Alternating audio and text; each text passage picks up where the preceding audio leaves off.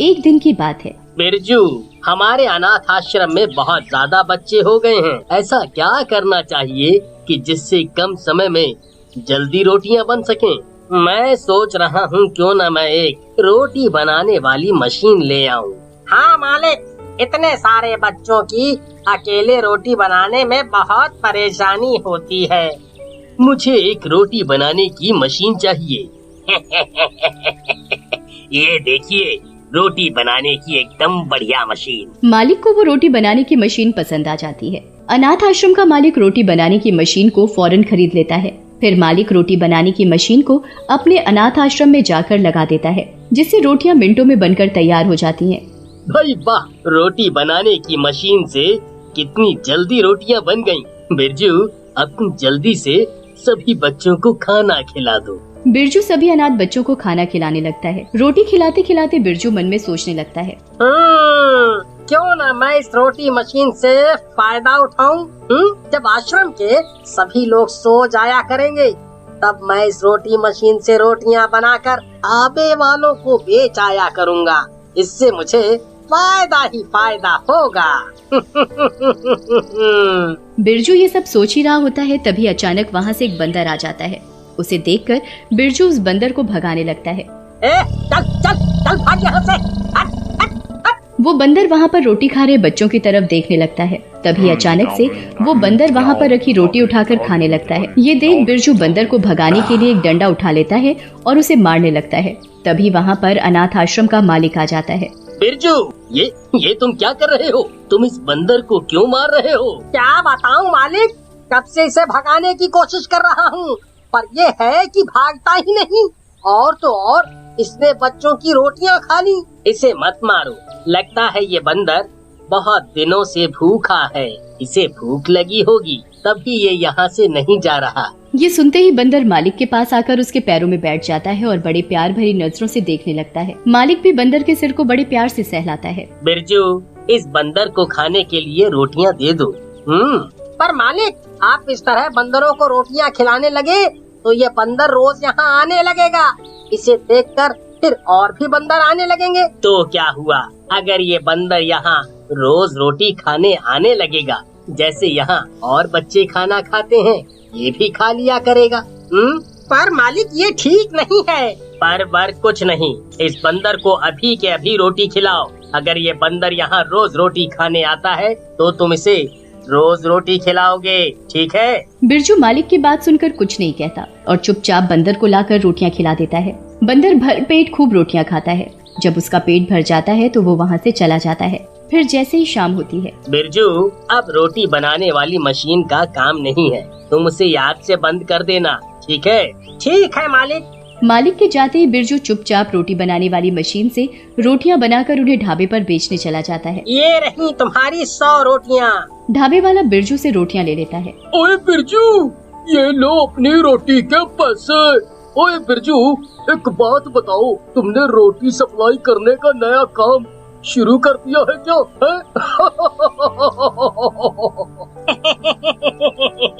हाँ, कुछ ऐसा ही समझो। फिर बिरजू वहाँ से रोटी के पैसे लेकर वापस आ जाता है। अरे, रोटी बेचने के चक्कर में मैं तो मशीन बंद करना ही भूल गया। फिर बिरजू रोटी बनाने की मशीन बंद कर सो जाता है और अगली सुबह बिरजू मशीन से रोटियां बनाकर बच्चों को खिला रहा होता है। तभी अचानक से कल वाला बंदर फिर आ जाता है। उसे देखकर बिरजू को बड़ा गुस्सा आता है। वो एक डंडा उठाकर उसे मारने वाला ही होता है। तभी अनाथ आश्रम का मालिक आ जाता है और गुस्से में बिरजू का हाथ पकड़ लेता है। बिरजू, तुम पागल हो गए हो क्या, जो एक बेजुबान जानवर को मार रहे हो? वो मालिक वो। चुप करो। आज के बाद अगर मैंने तुम्हें दोबारा ऐसी गलती करते देखा तो तुम्हें नौकरी से निकाल दूंगा, समझे? बिरजू, बंदर को खाने के लिए रोटी दो। बिरजू बंदर को ना चाहते हुए भी रोटी दे देता है। बंदर रोटी खाकर वहाँ से चला जाता है। इसी तरह बंदर भी आश्रम के बच्चों के साथ रहने लगा। सब उसे प्यार से बजरंगी बुलाते थे। बजरंगी आश्रम के बच्चों के साथ काफी घुल मिल गया था। वो बेजुबान होते हुए भी बहुत समझदार था। अनाथ आश्रम का मालिक भी बंदर को अपने बच्चे की तरह प्यार करने लगा था। इधर बिरजू रोज रात को सब सो जाते तो वो चुपके से मशीन से रोटियां बनाकर ढाबे वाले को बेचकर चोरी से पैसे कमा रहा था। ऐसे ही एक रात जब आश्रम के सभी बच्चे सो जाते हैं तो बिरजू रोटी बनाने की मशीन से रोटियां बनाकर उन्हें ढाबे पर बेच आता है। इस बात का पता बंदर को चल जाता है। फिर अगले दिन जैसे ही रात होती है, बिरजू सबके सोने के बाद रोटी मशीन से रोटियां बनाने लगता है, तो बजरंगी उसे रोकने की कोशिश करता है। लगता है इस बंदर को सब पता चल गया है। अब तो ये मुझे पकड़वा कर ही मानेगा। इससे पहले कि ये बंदर मालिक को कुछ बताए, मुझे इसका इंतजाम करना पड़ेगा। फिर बिरजू गुस्से में बंदर को रोटी मशीन में डाल देता है, जिससे बजरंगी की रोटी मशीन में जलकर मौत हो जाती है और वो एक भूतिया बंदर बन जाता है। तुमने मुझे मार डाला, मैं तुम्हें छोड़ूंगा नहीं। और अगली सुबह बिरजू हमेशा की तरह मशीन से रोटियां बना रहा होता है, तो उसे पीछे से भूतिया बंदर जोर से कसकर थप्पड़ मारता है। कौन है? बिरजू पीछे मुड़कर देखता है तो उसे कोई दिखाई नहीं देता। बिरजू को ऐसा महसूस होता है जैसे कोई उसके पीछे खड़ा है। बिरजू बड़ी मुश्किल से रोटी मशीन से रोटियां बनाकर बच्चों को खिलाने लगता है। तभी आश्रम का मालिक और बच्चे बिरजू से कहते हैं, बिरजू क्या बात है, आज बजरंगी नहीं दिखाई दे रहा? तुमने तो उसे कुछ नहीं कहा ना? नहीं तो नहीं। फिर ये अचानक से बजरंगी कहाँ चला गया? उसने तो ऐसा कभी नहीं किया। फिर अचानक से बजरंगी कहाँ जा सकता है? बिरजू को तो सब पता था कि उसने खुद बजरंगी को रोटी मशीन में जलाकर मार डाला। फिर जैसे ही रात होती है, बिरजू हमेशा की तरह रोटी मशीन से जैसे ही रोटियां बनाने के लिए जाता है, तो अचानक से रोटी मशीन अपने आप चलने लगती है। ये क्या? ये रोटी मशीन अपने आप कैसे चलने लगी? ये तो बंद थी। बिरजू रोटी मशीन को जैसे ही बंद करता है, रोटी मशीन फिर चालू हो जाती है और उसमें से रोटियों की जगह खोपड़ियां निकलने लगती हैं। ये क्या? रोटी मशीन से ये खोपड़ियों की रोटी बनकर कैसे निकल रही है? तभी उसे रोटियां बनाता हुआ भूतिया बंदर दिखाई देता है। ये देखकर बिरजू बुरी तरह डर जाता है। बचाओ बचाओ, भूत! चिल्ला और जोर से चिल्ला, देखता हूँ तुझे कौन बचाने आता है। तू आश्रम के बच्चों की रोटियां चुरा कर बेचता है। तूने अपने ही मालिक के साथ गद्दारी की। तू ऐसा कैसे कर सकता है?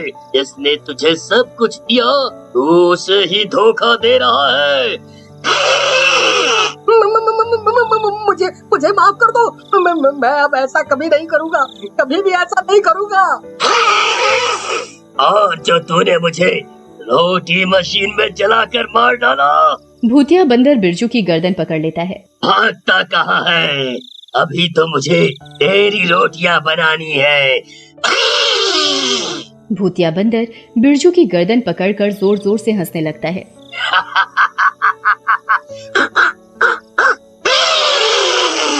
तभी बिरजू के चीखने की आवाज सुनकर वहाँ आश्रम के बच्चे आ जाते हैं। वो देखते हैं कि भूतिया बंदर ने बिरजू की गर्दन को पकड़ रखा है, तो वो बच्चे मालिक को बुला लाते हैं। छोड़ दो इसे मत मारो। इसने तुम्हारा क्या बिगाड़ा है जो तुम इसे मारना चाहते हो? मालिक, आपको नहीं पता, इसने आपके साथ धोखा किया है और मुझे रोटी मशीन में जलाकर मार डाला। फिर भूतिया बंदर अनाथ आश्रम के मालिक को सारी बात बताता है। बजरंगी, छोड़ दे इसे। ये माफी के लायक तो नहीं है, पर इसकी सजा इसे पुलिस जरूर देगी। फिर कुछ ही देर में पुलिस आ जाती है और जैसे ही पुलिस बिरजू को पकड़ने जाती है, तो भूतिया बंदर बिरजू को रोटी मशीन में डाल देता है, जिससे बिरजू की खोपड़ियों की रोटियां बनकर निकलने लगती है। इसके किए की सजा इसे मिल ही गई। फिर बजरंगी भी आसमान में एक रोशनी के साथ गायब हो जाता है और उसे मुक्ति मिल जाती है।